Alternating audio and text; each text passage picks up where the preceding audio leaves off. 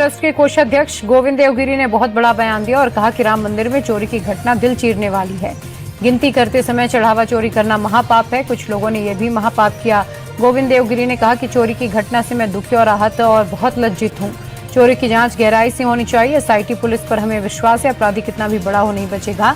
नाम और पद का विचार किए बिना सजा दी जानी चाहिए। राम मंदिर चढ़ावा चोरी का खुलासा होने के बाद सोमवार को राम जन्मभूमि ट्रस्ट की पहली बार बैठक होगी। अयोध्या में दोपहर 3 बजे ट्रस्ट के सदस्य जुटेंगे। मीटिंग में चंपत राय और अनिल मिश्रा के इस्तीफे पर फैसला होगा। चढ़ावा चोरी, एसआईटी जांच समेत कई अहम मुद्दों पर भी बात होगी। बैठक में ट्रस्ट में नए सीईओ की नियुक्ति को लेकर भी चर्चा हो सकती है। आपको बता दें, ये बैठक पहले 11 जुलाई को थी, लेकिन अब 6 जुलाई यानी कि सोमवार को होगी।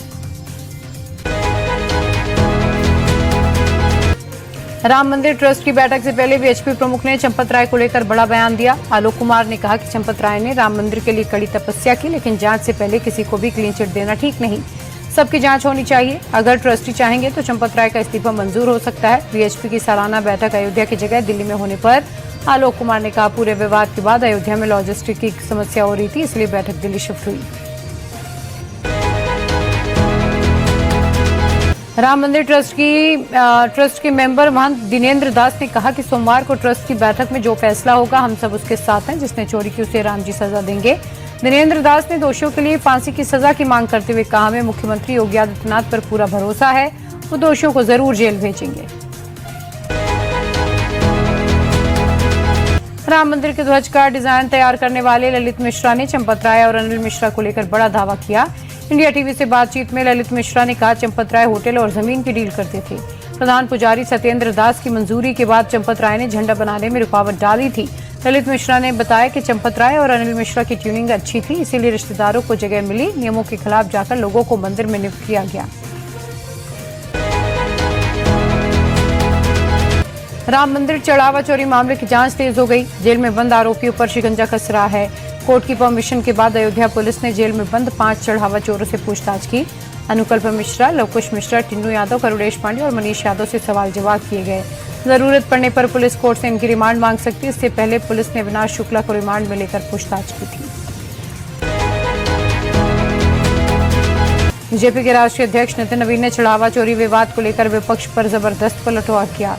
लखनऊ में एक कार्यक्रम में नितिन नवीन ने कहा कि कांग्रेस ने हमेशा भगवान राम के अस्तित्व पर सवाल उठाए। सपा शासन में कार सेवकों पर गोलियां चलवाई गईं और आज यही लोग आस्था की बात करते हैं। राहुल, अखिलेश और केजरीवाल हिंदुओं को कमजोर समझकर राजनीतिक रोटियां सेकने की गलती ना करें। विपक्ष हमेशा देवी देवताओं के अपमान पर चुप रहा, जबकि बीजेपी की विरासती आस्था के लिए कुर्बानी देने की रही है।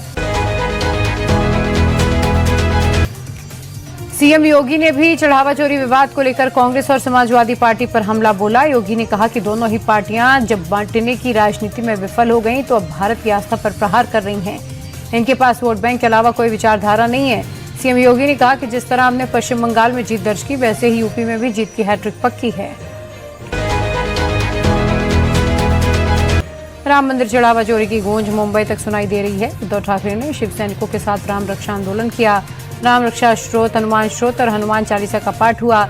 इस दौरान उद्धव ने बीजेपी पर बड़ा हमला करते हुए कहा, हिंदू मूर्ख नहीं है। अगर कोई प्रभु श्री राम को चढ़ावा लूटेगा तो उसे हिंदू कभी माफ नहीं करेगा। उद्धव ने कहा, अब देश को बीजेपी मुक्त हिंदुत्व की जरूरत है। नकली हिंदुत्व का चोला ओढ़े लोगों को राम का नाम लेने का अधिकार नहीं है। यूपी दौरे के दूसरे दिन बीजेपी के राष्ट्रीय अध्यक्ष नितिन नवीन ने एनडीए के नेताओं के साथ मुलाकात की। मीटिंग में निषाद पार्टी से संजय निषाद, सुहेल देव समाज पार्टी से ओम प्रकाश राजभर, अपना दल से आशीष पटेल और आरएलडी से त्रिलोक त्यागी मौजूद रहे। मीटिंग में 2027 चुनाव की रणनीति पर चर्चा हुई। बीजेपी अध्यक्ष की ओर से साफ कहा गया, जिताऊ उम्मीदवारों को ही चुनाव लड़ाया जाएगा। मीटिंग के बाद नितिन नवीन ने कहा कि मुझे पूरी उम्मीद है 2027 में प्रचंड बहुमत के साथ बनाएंगे सरकार। बीजेपी के राष्ट्रीय अध्यक्ष नितिन नवीन से मुलाकात के बाद ओपी राजभर का बड़ा बयान आया। सीट शेयरिंग के मुद्दे पर राजभर ने खुलकर तो नहीं, लेकिन इशारों में नाराजगी जताई। राजभर ने कहा, हम तोप का लाइसेंस मांगते हैं, लेकिन मिलता कट्टा है। हालांकि राजभर ने कहा कि एनडीए एकजुट है और हम सब मिलकर 2027 में बहुमत के लक्ष्य पर काम कर रहे हैं। यूपी के डिप्टी सीएम केशव प्रसाद मौर्य ने समाजवादी पार्टी पर हमला बोला और कहा कि प्रदेश को गुंडागर्दी, माफिया शासन, दंगा या वंशवादी राजनीति नहीं चाहिए। जनता विकास, सुशासन और सुरक्षा चाहती है। अगर सपा का चक्र चलता रहा तो सबको कुचल देगी। केशव मौर्य ने कहा कि विकसित भारत का मतलब है सपा अगले 21 साल तक सत्ता के आसपास नहीं दिखेगी। बीजेपी 2027 में 2017 को दोहराएगी और बड़ी जीत हासिल करेगी। बीजेपी 2027 में हैट्रिक की तैयारी कर रही है तो समाजवादी पार्टी भी सत्ता में वापसी के दावे कर रही है। सपा नेता शिवपाल यादव ने कहा, सपा पूरी तरह तैयार है। 2027 में सरकार बनाने जा रही है। अगले साल अखिलेश यादव फिर से सीएम बनेंगे। बीजेपी पर हमला बोलते हुए शिवपाल ने कहा कि भाजपा की सरकारों ने देश और प्रदेश के लिए कोई अच्छा काम नहीं किया। इनका एक ही काम है, सुबह से शाम तक झूठ बोलना। जनसुराज पार्टी के संस्थापक प्रशांत किशोर पहली बार खुद चुनावी मैदान में उतरने जा रहे हैं। जनसुराज की कोर कमेटी की मीटिंग के बाद प्रशांत किशोर को आधिकारिक तौर पर पटना के बांकीपुर विधानसभा सीट से उम्मीदवार घोषित किया गया। बांकीपुर बीजेपी का गढ़ है। खुद बीजेपी के राष्ट्रीय अध्यक्ष नितिन नवीन यहाँ से लगातार 5 बार विधायक रहे। उनके राज्यसभा सांसद बनने के बाद इस सीट पर उपचुनाव हो रहा है। 30 जुलाई को वोटिंग और 3 अगस्त को नतीजे आएंगे। यूपी के बागपत में खाद्य विभाग ने बड़ी कार्रवाई करते हुए 13 क्विंटल मिलावटी मावा बरामद किया। साथ ही 5 आरोपियों को पकड़ लिया। जब्त किए गए मावे की कीमत 4 लाख रुपए बताई जा रही है। बरामद किए गए मावे को प्रशासन की टीम ने जेसीबी की मदद से गड्ढा खोद कर नष्ट कर दिया। बताया जा रहा है मावा दिल्ली भेजा जा रहा था। फिलहाल सैंपल जांच के लिए भेजे गए।